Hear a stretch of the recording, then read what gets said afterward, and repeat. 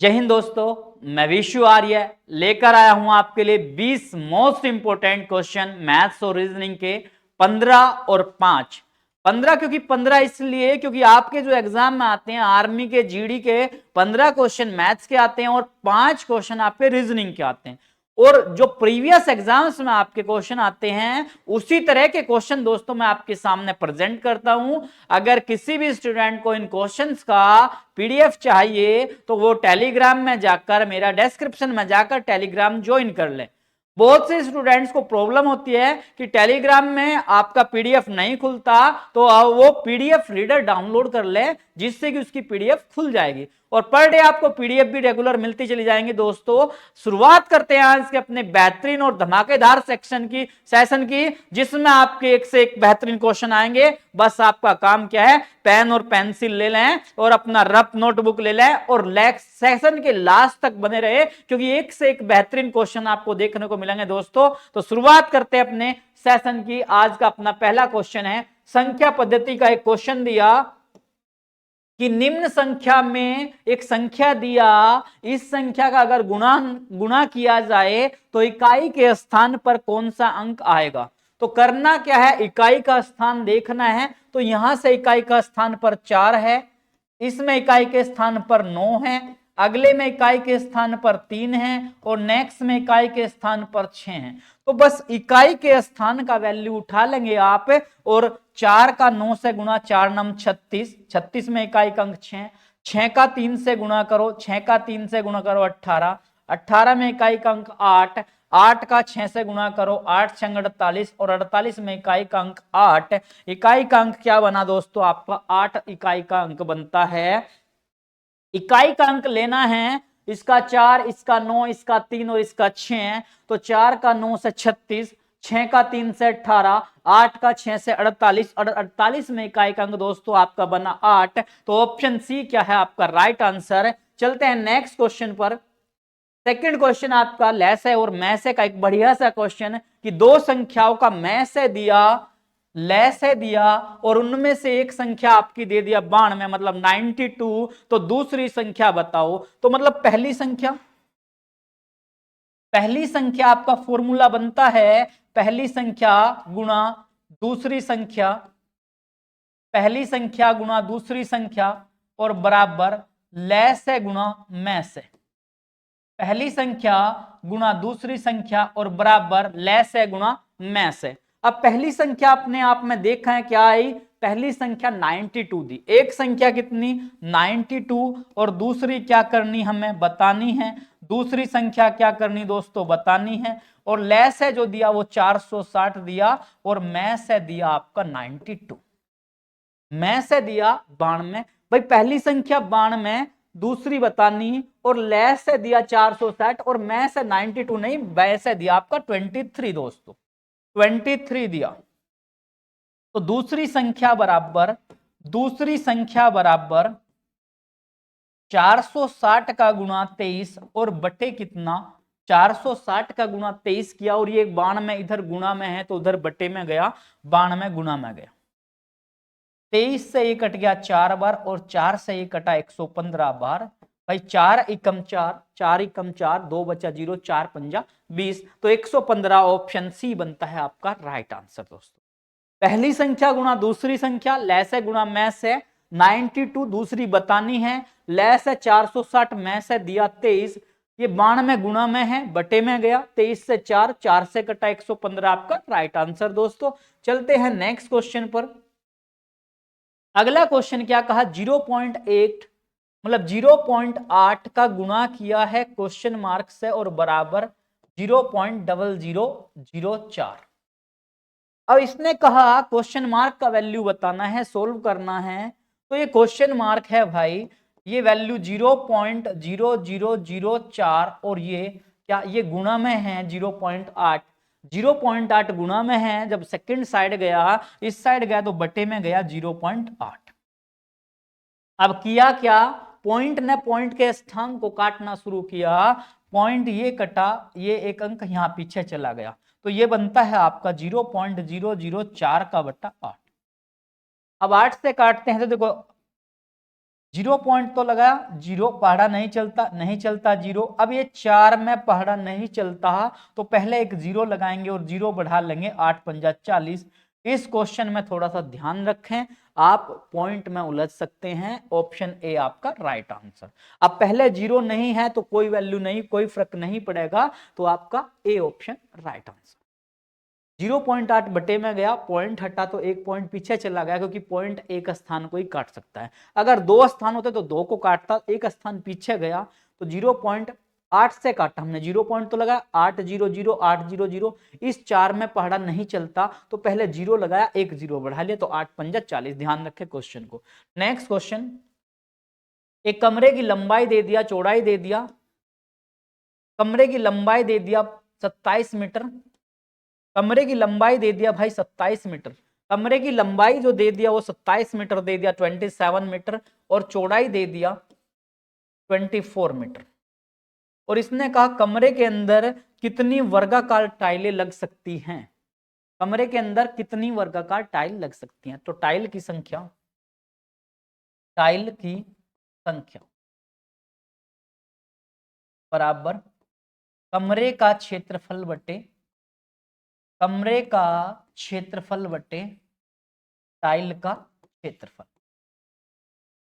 Tile की संख्या बराबर कमरे का क्षेत्रफल बटे टाइल का क्षेत्रफल। और कमरे का क्षेत्रफल क्या हुआ अपना 27 गुणा 24, 27 गुणा 24। और भाई टाइल का क्षेत्रफल, कमरे का क्षेत्रफल होता है देखो लंबाई गुणा चौड़ाई, तो कमरे का क्षेत्रफल तो लंबाई गुणा चौड़ाई तो हमें मिल गया 27 गुणा 24। अब टाइल की लंबाई, टाइल की जो लंबाई आएगी इस 27 और 24 का, 27 और 24 का मैस है, ले दो क्या मैस है। अब मैस है देखो इसका कितना आया, 3 से कट गया 9 बार, 3 से 8 बार, 3 से 9 बार कटा, 3 से 8 बार कटा, वैल्यू नहीं कटती तो यहीं पर छोड़ देंगे। तो मैस से कितना आ गया 3, तो मतलब मैस से 3 आ गया, जो 3/3 की टाइल लगेंगी, वर्गाकार लगेंगी। तो वर्ग का क्षेत्रफल होता है भुजा का स्क्वायर, भुजा का स्क्वायर, या फिर भुजा गुणा भुजा मतलब 3 गुणा 3। तो 3 से 8 बार, 3 से 9 बार, तो 8 का 9 से गुणा, 9 8 72 टाइल लगेंगे, 72 टाइल, मतलब सी ऑप्शन आपका राइट आंसर। दोबारा देख सकते हैं क्वेश्चन को, टाइल की संख्या कमरे का क्षेत्रफल बटे टाइल का क्षेत्रफल 27 गुणा 24 बटा 3 गुणा 3, 3 से 9 बार, 3 से 8, 8 9 72। नेक्स्ट क्वेश्चन चलते हैं, धातु के 3 ठोस गोले 6 सेंटीमीटर, 8 सेंटीमीटर और 10 सेंटीमीटर त्रिज्या वाले हैं। तीनों गोलों को पिघलाकर एक नया गोला बनाया गया, तो नए गोले की त्रिज्या बताओ। नए गोले की त्रिज्या, नए गोले की त्रिज्या, तो नए गोले की जो त्रिज्या बनी भाई वो बना क्यूब, इसकी त्रिज्या का क्यूब, इसका क्यूब और इसका क्यूब, मतलब 6 का क्यूब प्लस 8 का क्यूब प्लस 10 का क्यूब और इसका क्यूब रूट।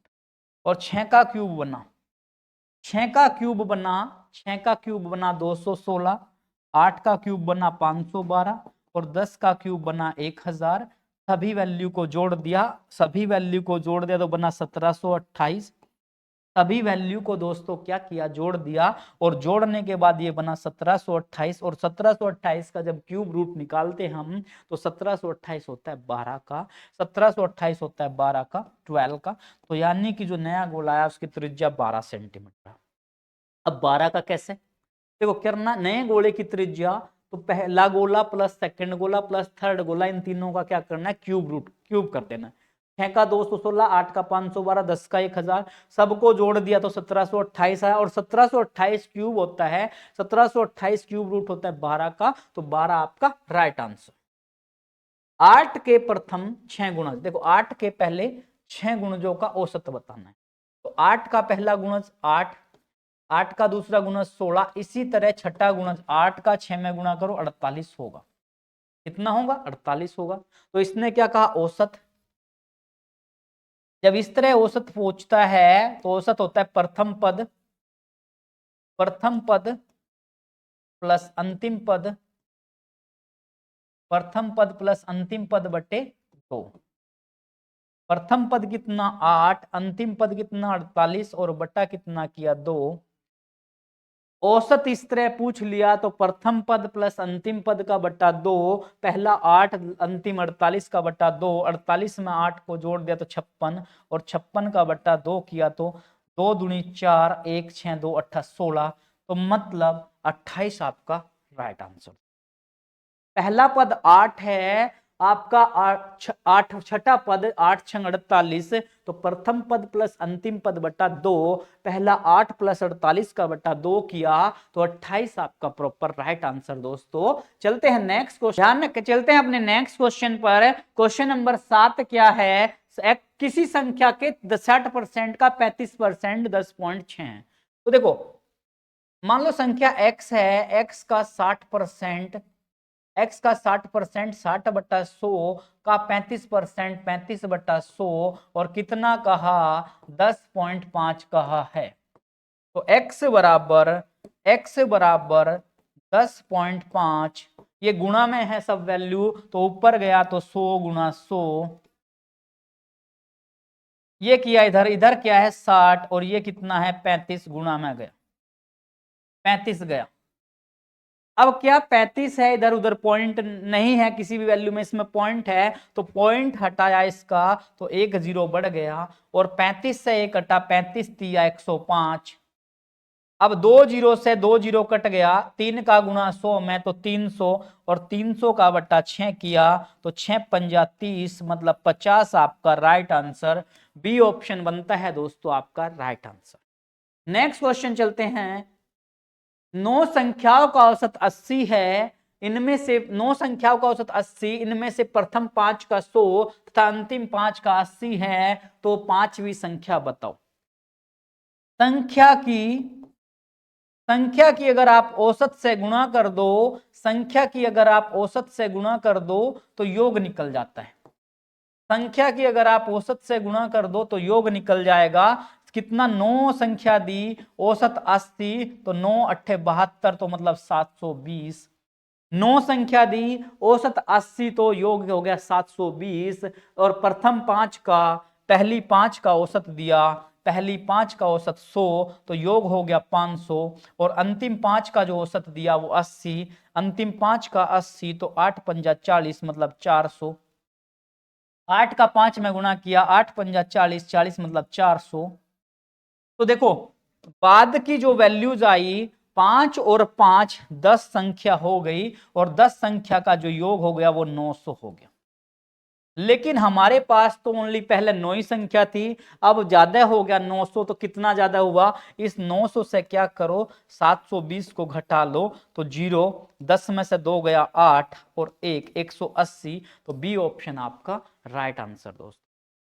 9 है, औसत 80, तो योग 720, पहली 5 का 100 तो 500, अंतिम 5 का 80 तो 400, 500 और 400 जोड़ा तो 900 हो गया, तो 900 है, और पहली जो टोटल था 720 था, तो 900 से 720 घटा तो कितना है 180, बी ऑप्शन राइट आंसर। क्या कहा क्वेश्चन के अंदर, एक जल कर में 20% की वृद्धि होने पर इसकी खपत में 20% की कमी हो गई। देखो पहले क्या हो गया, वृद्धि हो गया तो प्लस किया, और कमी हुई तो माइनस किया, और आपस में क्या किया, इसका गुणा कर दिया और बट्टा 100। 20 का 20 से गुणा किया 400, और प्लस और माइनस, माइनस के 400 बट्टा 100, तो 2 जीरो से 2 जीरो कट गया तो माइनस के 4 आ गया, और जब माइनस में आया तो इसका मतलब क्या हुआ, कमी हुई, तो 4% की कमी, 4% की कमी, डी ऑप्शन आपका राइट आंसर।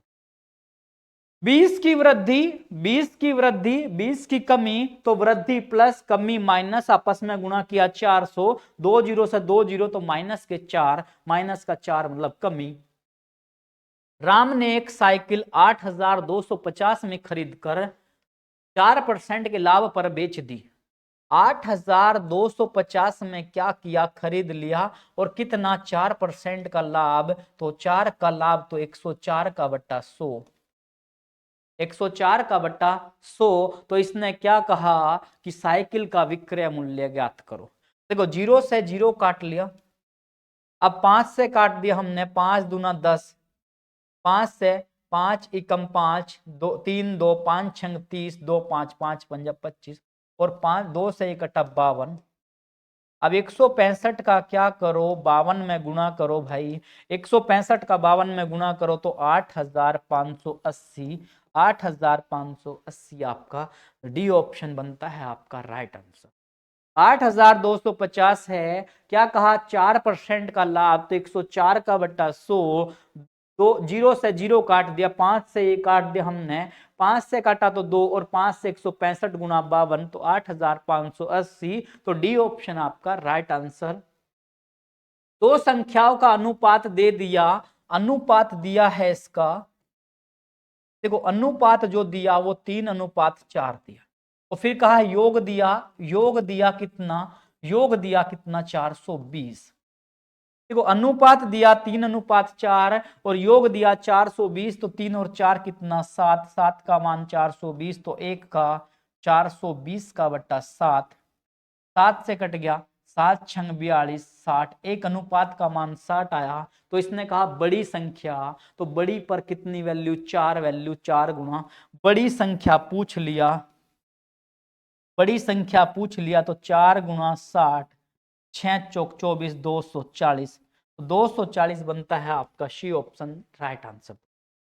3:4 तो योग 7, 7 का 420, तो 1 का 420 का बट्टा 7, 7 से कटा 60 बार, बड़ी संख्या पर 4 अनुपात है, तो 4 गुना 60 मतलब 240। 35 व्यक्ति 49 मीटर लंबी दीवार को, 35 व्यक्ति हैं, 49 मीटर लंबी दीवार है, 3 दिन में बनाते हैं। 20 व्यक्ति 6 दिन में कितनी दीवार बनाएंगे?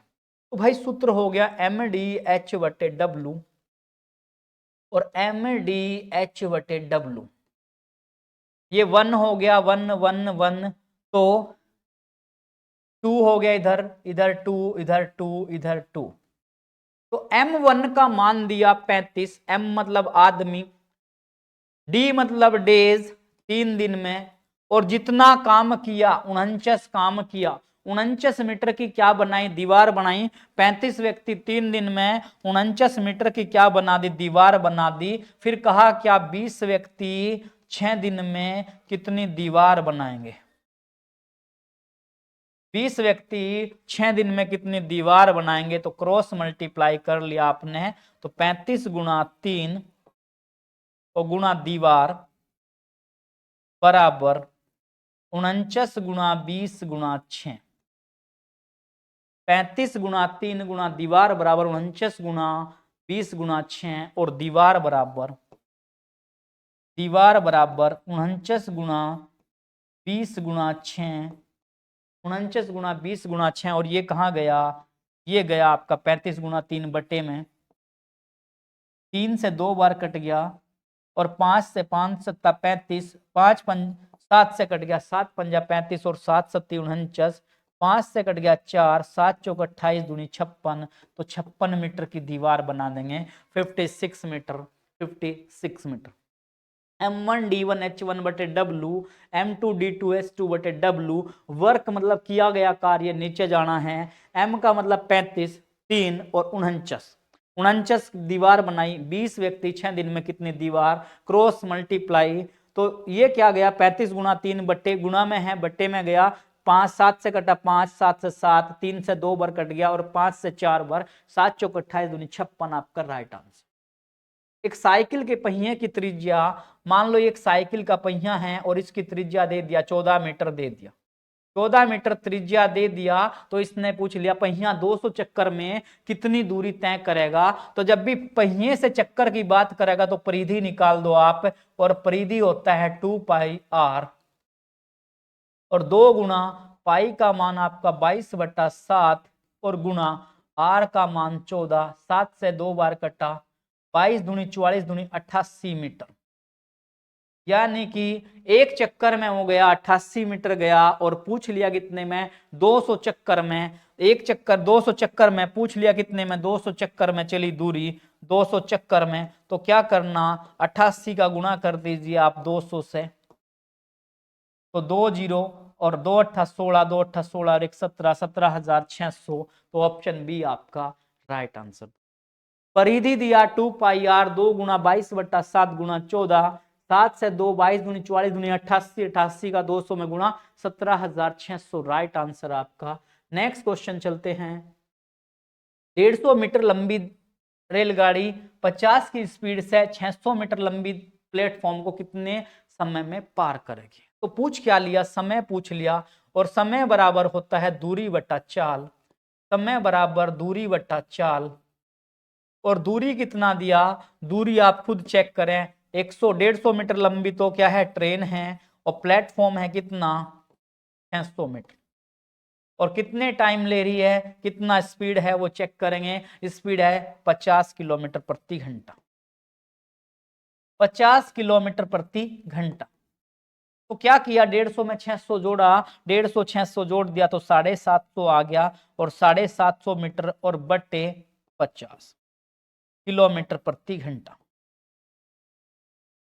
750 जोड़ दिया तो कितना हो गया, 750 किलोमीटर प्रति घंटा। अब इसको क्या करना है, चेंज करना है, किलोमीटर प्रति घंटा को मीटर प्रति सेकंड में, तो गुणा करेंगे 5/18 की, 5/18 की वैल्यू को चेंज किया। अब क्या किया, 750 गुणा 18 कहाँ गया, ऊपर गया, और 50 गुणा 5, 50 गुणा 5, 0 से 0, 5 से कटा, 5 से कटा, 5 एकम 5, 2 बचा 5, 5 पंजा 25, और 5 से कटा 3, और 18 तिया 54, 54 किलोमीटर प्रति घंटा, यानी कि 54 सेकंड आपका राइट आंसर।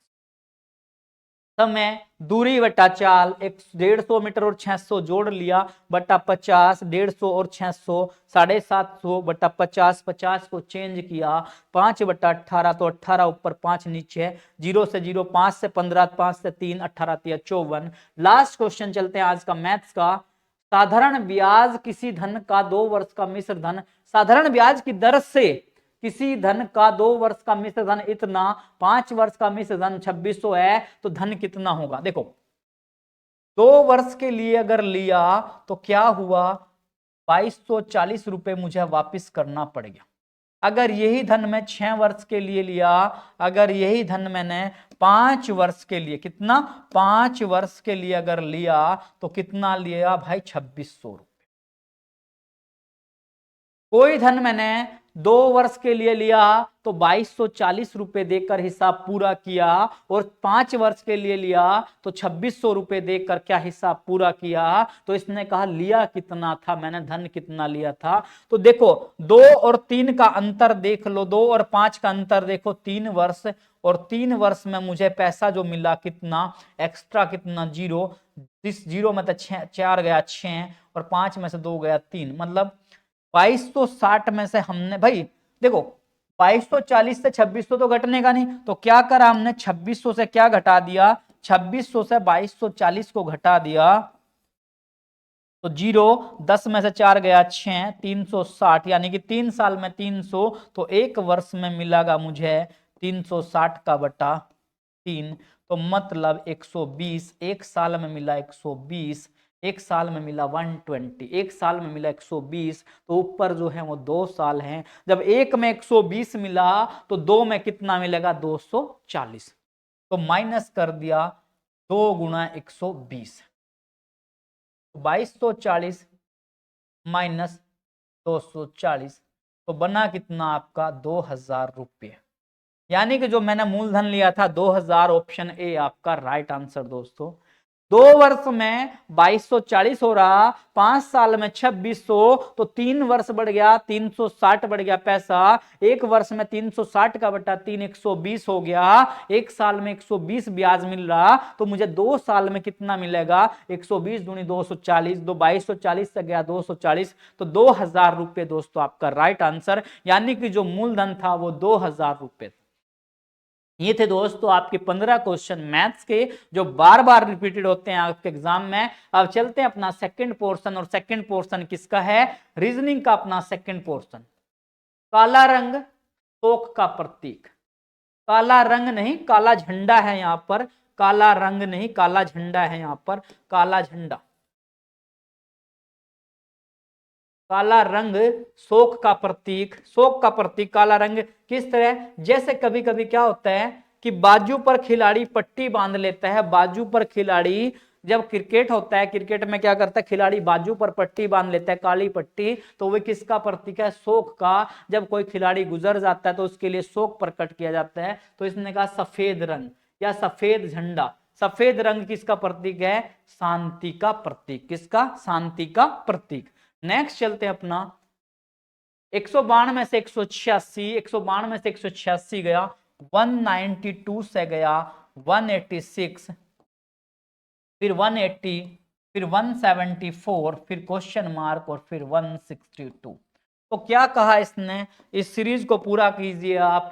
सीरीज को पूरा करेंगे तो 6 घट रहा है सीरीज में। हमें क्या दिखा, सीरीज घटती हुई दिखी भाई। जब घटती हुई सीरीज दिखी तो घटते हुए चले, कितना 6 घट रहा है, फिर यहाँ कितना 6 घटा, फिर यहाँ भी 6 घटा, फिर 6 घटाया, 170 से 174 से सॉरी 174 से हमने क्या किया, 174 से क्या किया 6 घटाया, 174 से क्या किया 6 घटाया तो 168, और 168 से फिर क्या किया आपने 6 घटा दिया, 168 से 6 घटा तो 162, तो 168 बनता है आपका राइट आंसर दोस्तों। 6 6 6 आपका घटता हुआ जा रहा है सीरीज। एक निश्चित कूट भाषा में डी को क्या लिखा, 4 लिख दिया, एंड को क्या लिख दिया, दी एंड को लिख दिया इसने 19। तो इसने पूछ लिया एडीएम, एडम का कोड क्या होगा, एडम का कोड क्या होगा। डी को क्या लिख दिया 4, एंड को लिख दिया 19, तो एडम का कोड पूछ लिया। अब देखो डी मतलब जो अल्फाबेट होता है वो क्रम में चौथे स्थान पर है, ए पहले पर, एन 14वें पर और डी 4। 14 और 4 18 और 1 19 हो गया, तो यानी कि कितना 19 आपका राइट आंसर। फिर इसने कहा ए डी एम, तो ए 1 पर, डी 4 पर, एम 13 पर, 13 और 1 14, 14 और 4 18, तो 18 बनता है भाई आपका राइट आंसर। ऑप्शन बी आपका राइट आंसर, ऑप्शन बी बनता है दोस्तों अपना राइट आंसर। बी पिता है सी का, बी पिता है सी का, परंतु बी का पुत्र सी नहीं है। देखो क्वेश्चन में क्या कहा, बी पिता है, लेकिन क्या, बी पिता है सी का, बी पिता है लेकिन बी का पुत्र सी नहीं है। अब देखो बी क्या है, बी क्या है, पिता है किसका, इस सी का। बी पिता है सी का, बड़ा कंफ्यूजन वाला क्वेश्चन और आपके एग्जाम में आ चुका है। बी, परंतु बी का पुत्र सी नहीं, लेकिन ये सी जो है इसका पुत्र नहीं है। भाई ध्यान रखें, जब पुत्र नहीं है लेकिन वो पिता है इसका, तो भाई ये क्या हो सकता है, तो तब सी बी से किस प्रकार संबंधित है, जब पुत्र नहीं तो पुत्री हो सकती है। तो डी सी ऑप्शन आपका राइट आंसर। बड़ा कंफ्यूजन पैदा कर देता है इस तरह का क्वेश्चन, ध्यान रखें भाई। पहली लाइन में क्या कहा, बी पिता है, पिता प्लस किसका, सी का, परंतु बी का पुत्र नहीं भाई, ये सी पुत्र नहीं है। जब पुत्र नहीं है तो पुत्री होगा श्योर। नेक्स्ट क्वेश्चन पर चलते हैं। थाईलैंड की राजधानी बैंकॉक दिया, थाईलैंड की राजधानी क्या है, बैंकॉक है, तो राजधानी पूछ लिया इंडोनेशिया, राजधानी पूछ लिया इंडोनेशिया। अब बहुत से बच्चे ढूंढ रहे होंगे कि इंडोनेशिया की तो राजधानी जकार्ता है, इंडोनेशिया की राजधानी जकार्ता है, लेकिन इंडोनेशिया की पुरानी राजधानी जकार्ता थी। अब आप इंडोनेशिया की राजधानी चेंज हो चुकी है और इंडोनेशिया की नई राजधानी है नूसंतारा, इंडोनेशिया की नई राजधानी है नूसंतारा। तो आपको कमेंट सेक्शन में आंसर देना है दोस्तों। टोक्यो किसकी राजधानी है, बगदाद किसकी राजधानी है और बीजिंग किसकी राजधानी है, ये आपको आंसर रिप्लाई करना है। और ये बनता है आपका मोस्ट इंपोर्टेंट क्वेश्चन, इंडोनेशिया की जकार्ता पुरानी राजधानी है, नई राजधानी नूसंतारा होगी। ये थे दोस्तों आपके 20 मोस्ट इंपोर्टेंट क्वेश्चन। जिस तरह के आपके एग्जाम में आते हैं सेम उसी तरह के क्वेश्चन मैं आपको कराता हूं। और इसी तरह की बेहतरीन सी क्लास देखने के लिए आर्य डिफेंस एकेडमी के चैनल को सब्सक्राइब करें और दूसरे दोस्तों को ज्यादा से ज्यादा दोस्तों अपने शेयर कीजिए और अच्छा सा कमेंट आप लोगों का आना चाहिए जिससे मुझे फुल मोटिवेशन मिले। इसी के साथ मिलते हैं दोस्तों नेक्स्ट वीडियो में। जय हिंद दोस्तों।